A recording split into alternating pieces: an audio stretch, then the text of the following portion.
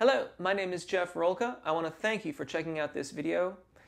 Something very different today. Something very new, entirely new, first time ever on the channel. Freya Casey. Freya Casey, fantastic vocalist, awesome vocal pedagogue, awesome vocal coach, based out of Germany, has very generously agreed to share with us some of her best practices for a certain particular stickily little spot. Now, before you head on over to her channel, she's taken the time to do a really fantastic tutorial here on the Primo Passaggio for sopranos and mezzo-soprano vocalists, that little area that can be so tricky, and especially when trying to balance out phonation in the differences between popular genres and classical genres. I'm not going to say anything more. I'm going to leave it to Freya. Thank you so much for checking it out. Thank you so much for your wonderful introduction, Jeff. Let's dive into the topic. I want to talk about the Primo Passaggio, that main break in your voice. Everyone has it. It's never going away. Some can handle the beast better than others. Well, it's not so much of a beast if you actually learn how to control it better. There is a laryngeal tilt that happens when you transition from the heavy mechanism into the light mechanism, which is not to be confused with a laryngeal lowering. We don't want to lower the larynx when we don't really need to in a very pushy way. We want to give the larynx the freedom to move however it needs to move, shaping different sounds and vowels. However, there is a natural tilting motion that allows the vocal cords to get lengthened and tightened so we can sing higher easier. Here's the dilemma. When we sing classically, as a classical soprano, we want to sound more head resonant, and we want to take the quality of the head voice all the way down. And when we do have to transition into chest voice, we have this dilemma of how do we sing in chest voice but still take all that head resonance down. On the other hand, when we sing popular music, we are afraid of having too much of that head resonance. We don't want to sound like an opera singer, so it's almost like when you sing classical, you just want the head voice and you're afraid to transition into chest voice and sound to where it's connected. And when you're singing pop music, you are scared to transition into head voice and sound like an opera singer. Let's start with a classical soprano voice. As a classical soprano, we need space. And this is where the secret lies. That space you give back here in the pharyngeal area, also what you do with your larynx, has a huge effect. And it's not just open and closed. It's not just black and white. There is very much a dynamic going on. So let's start with a classical voice.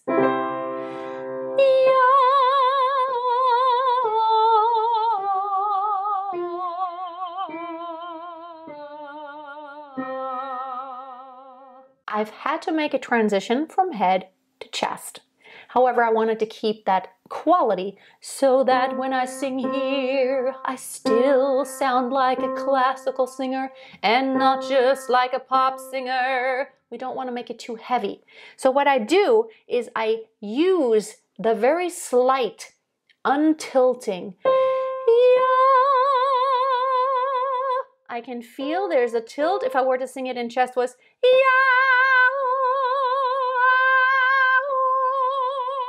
So the first step really is knowing that mechanism, the tilt and the untilt, because only then can you very slightly, with a subtle change, keep the connected sound. So let's go from the top to the bottom and let me explain what I do. I can feel the full tilt of my head voice.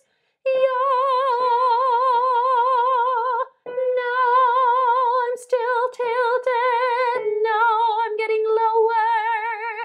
I'm getting even lower. I'm still trying to maintain a fully tilted head voice, but try higher resonance so it doesn't get too covered. Now we're getting into difficult territory, because it gets too low to sustain a fully tilted head voice. So now I use the mix.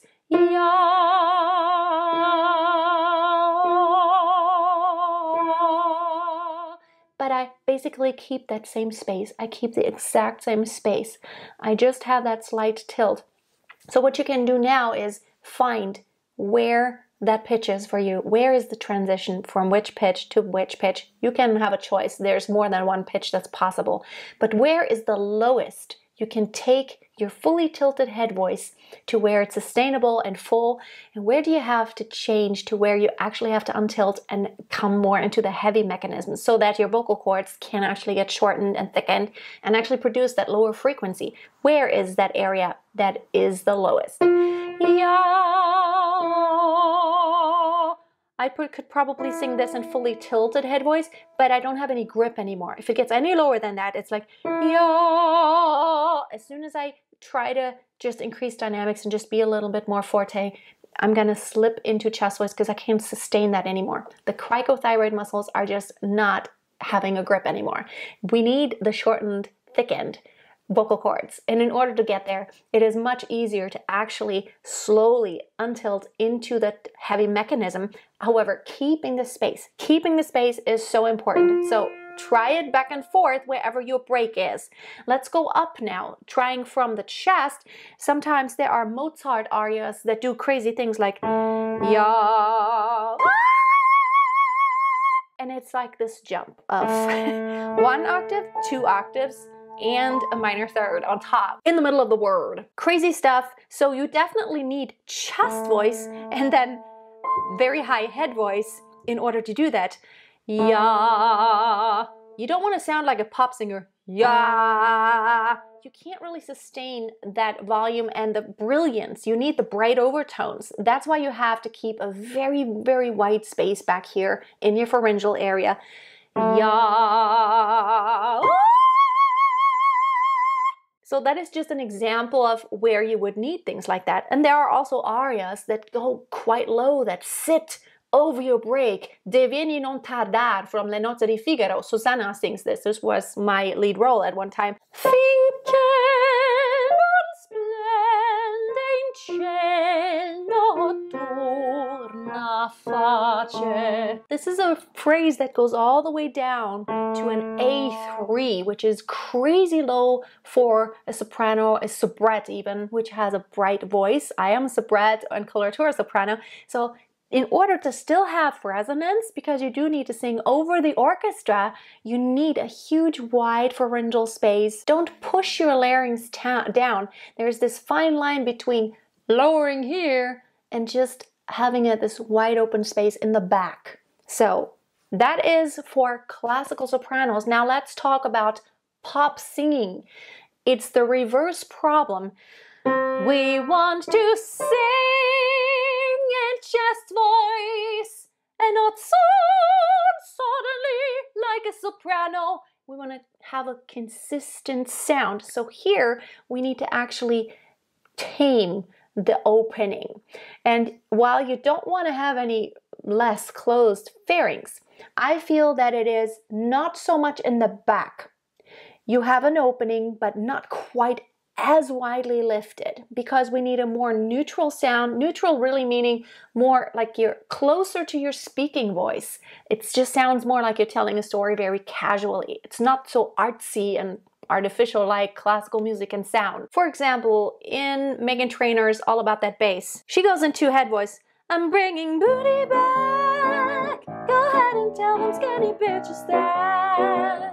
Transitioning from head to chest, but we don't want it to sound classical. I'm bringing booty back. Go ahead and tell them skinny bitches that. And again, trying to be more seamless by working with a pharyngeal space. Let's take it in slow-mo. I'm taking, a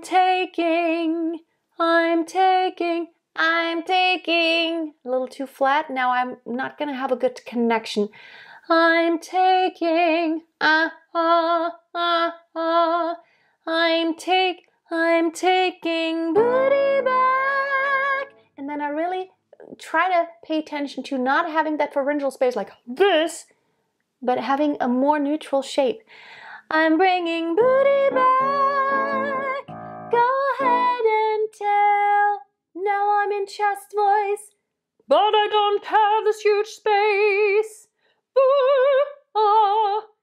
Booty back, relax, go ahead and tell them now I'm in chest voice, them skinny bitches that. Sorry for my words here, it's in the sheet music. So it's really controlling that pharyngeal space that has a huge profound effect even on the flip, that tilt in your voice where the larynx actually changes from heavy to light mechanism. And again, you could try out just trying that interval. Da da da da. Relaxed. La da da da.